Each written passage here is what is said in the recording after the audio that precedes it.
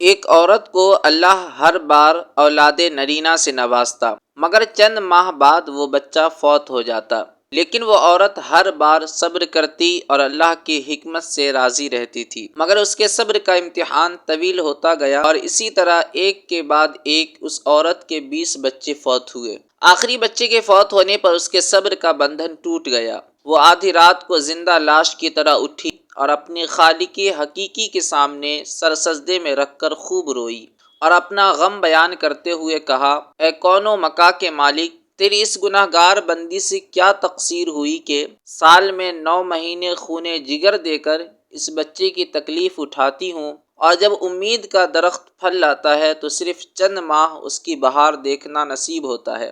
آئے دن میرا دل غم کے ہول کا شکار رہتا ہے کہ میرا بچہ پروان چڑھے گا بھی کہ نہیں۔ اے دکھی دلوں کے بھید جاننے والے، مجھ بے نوا پر اپنا لطف و کرم فرما دے۔ روتے روتے اسے اونگ آ گئی۔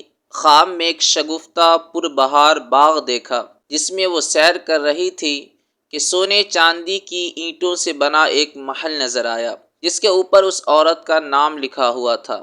باغات اور تجلیات دیکھ کر وہ عورت خوشی سے بے خود ہو گئی۔ محل کے اندر جا کر دیکھا تو اس میں ہر طرح کی نعمت موجود تھی اور اس کے تمام بچے بھی اسی محل میں موجود تھے جو اسے وہاں دیکھ کر خوشی سے جھوم اٹھے تھے۔ پھر اس عورت نے غیبی آواز سنی کہ تو نے اپنے بچوں کے مرنے پر جو صبر کیا تھا یہ سب اس کا اجر ہے۔ خوشی کی اس لہر سے اس کی آنکھ کھل گئی۔ جب وہ خواب سے بیدار ہوئی تو اس کا سارا ملال جاتا رہا۔ اس نے بھیگی ہوئی آنکھوں سے عرض کیا، یا الہی، اب اگر تو اس سے بھی زیادہ میرا خون بہا دے تو میں راضی ہوں۔ اب اگر تو سینکڑوں سال بھی مجھے اسی طرح رکھے تو مجھے کوئی غم نہیں۔